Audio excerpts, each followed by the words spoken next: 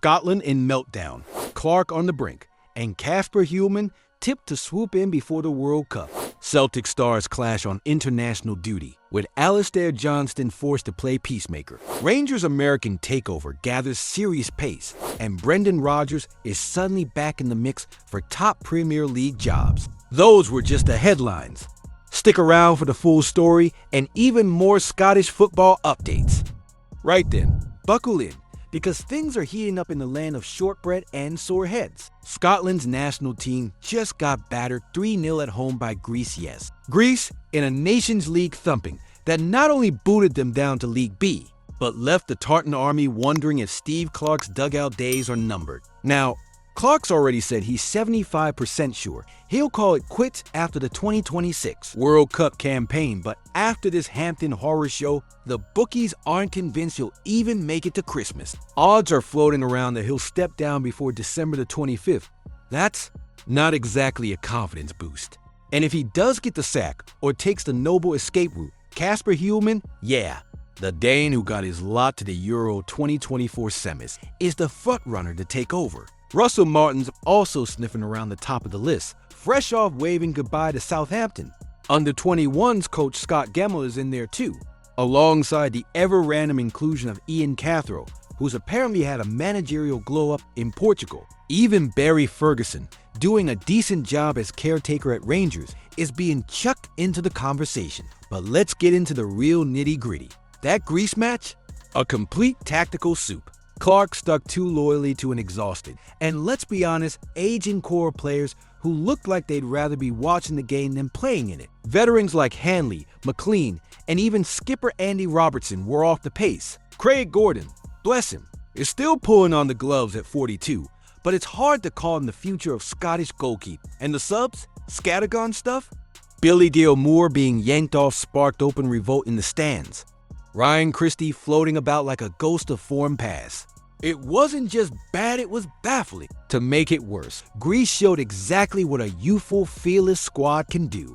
With an average age under 23 and the debut of teenage sensation Kostas Karetsis, they looked like a team with a plan. Scotland?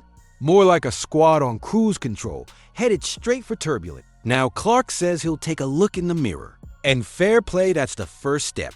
But unless he starts bleeding in the next generation Max Johnston, Lennon Miller, Ben Doak, George Hurst's World Cup dream might go up in smoke before we even reach Canada.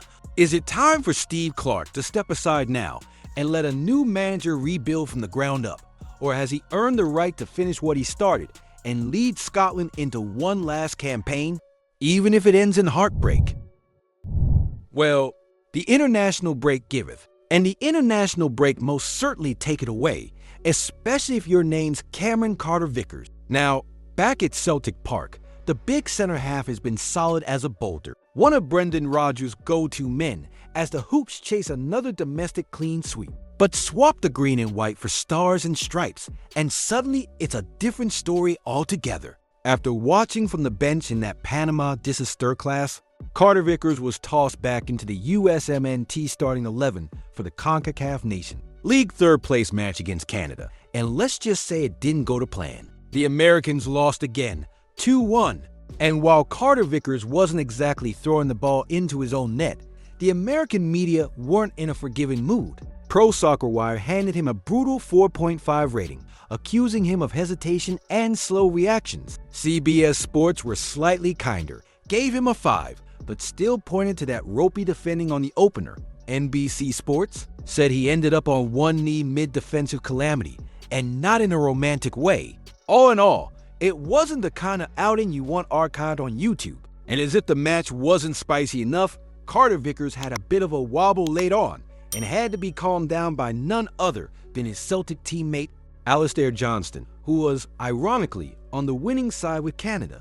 Cameras caught Johnston having a giggle while trying to cool things down. Like a big brother diffusing a tantrum in Tesco, fans loved it. Pure internet gold. For Celtic fans, it was a strange one, watching two of their defenders square up on the international stage, only to return to Glasgow and probably share a laugh in training. One got the bragging rights, the other got a scolding from his homeland media, and both will now be expected to switch focus to Hearts this weekend.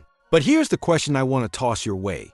and it's a juicy one for the comments section. If Carter-Vickers can't cut it for the United States on the big stage, should Celtic fans be worried about his ability to deliver in Europe next season? Or is this just a case of international football bringing out the worst in a good player? Alright, let's talk Ibrox. And this time, we're not just chatting about a dodgy midfield or missed sitters. We're talking takeover, baby. The big American money train is rumbling towards Glasgow. And leading the charge is Andrew Kavanagh, the man in the sharp suit behind the prospective Rangers deal. But he's not coming alone, he's backed by Patrick Moravi of the San Francisco 49ers, who also happens to be the big cheese at Leeds United. That's not your run-of-the-mill boardroom reshuffle. That's the full Silicon Valley welcome pack. And if you ask former England goalkeeper Paul Robinson, who's got one foot in Ellen Road and another in a pundit studio, he reckons Rangers fans should be buzzing. According to him, what the 49ers did at Leeds was nothing short of a proper rebuild steady, sensible, no flash-in-the-pan madness, just cold, calculated growth. Oh, and Red Bull jumping in for a sip of the action didn't exactly hurt either. Robinson says Rangers are set for a rebuild from the ground up, with the kind of business expertise that goes beyond football American-style sports science, data obsession, commercial savvy, and probably a lot of men in zip-up vests saying things like Q4 projections. Kavanagh was spotted watching Rangers take the win at Parkhead just before the international break, and Moravi showed up at Old Trafford when Rangers faced Man United in Europe. These aren't silent investors hiding in spreadsheets, they're showing face. Taking notes, probably already eyeing the paint color for the boardroom walls. Now, whether this all turns into silverware or just another chapter in the nearly but not quite saga depends on what happens next. Barry Ferguson's boys are back at it this weekend, facing Dundee while Europa League quarterfinal looms against Bilbao. But let's not dance around it. Here's the real spicy one to toss into the comments. If Rangers are about to become a Scottish version of Leeds, with American investors calling the shots, is this the future of football success, or the start of a corporate culture clash that could strip the club of its identity? Drop your thoughts, keep it lively, and as always, no VAR in the comments section. Brendan Rodgers, ladies and gents, back in the headlines, this time not for touchline theatrics or dodgy substitutions, but because there's growing noise that he might be heading back down south again. Now, according to Andy Townsend, who's seen a thing or two in his day, Rodgers should absolutely be in the running for top Premier League jobs. Townsend's not buying John Barnes' claim that the big boys in England wouldn't go near him.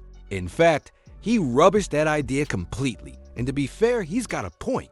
Celtic's Champions League outings this season have shown a smarter, more pragmatic side under Rodgers. Bayern Munich might not be at their terrifying best, but even so, Celtic gave them a game. And that's more than you can say for previous campaigns where European knights felt like lambs to the slaughter. Rodgers' side actually looked like they'd read the script this time. And let's not forget he's done it at Liverpool. He won the FA Cup with Leicester, and crucially, he knows he's good.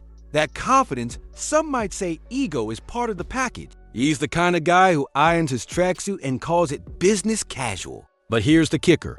He's not afraid to leave. If something shinier comes along, if a Premier League club bats their eyelash, Rodgers could well pack his duffel and head off. And make no mistake, Celtic know that. They've seen this movie before. Meanwhile, Adam Ida's being told he needs more bite, more belief, and maybe a little less coasting. Townsend reckons the Irish forward has all the physical tools, but mentally, he's still not in top gear. In contrast, Dazen Maida's running like his boots are on fire, full of intent, full of urgency. And that's the level Ida needs to reach if he wants to wear the number 9 at Parkhead with any real authority. And in case you missed it, Jeremy Frimpong's name has cropped up again. Ex-Celtic, now flying in Germany, and apparently a solid shout for Manchester United. Jaap Stam says he's got the pace, the goals, and the direct style to make him a right-side menace at Old Trafford. Whether United go Dutch again is another story, but Frimpong's stock is clearly still rising. But let's circle back to Brendan Rodgers, because this is where things get tasty. If a Premier League club comes calling in the summer, should Celtic do everything they can to keep Brendan Rodgers in Glasgow? Or is it time to let him go and bring in a manager who's truly in it for the long haul? If you haven't seen Scottish football yesterday's video yet, you're missing out. Go check it out now.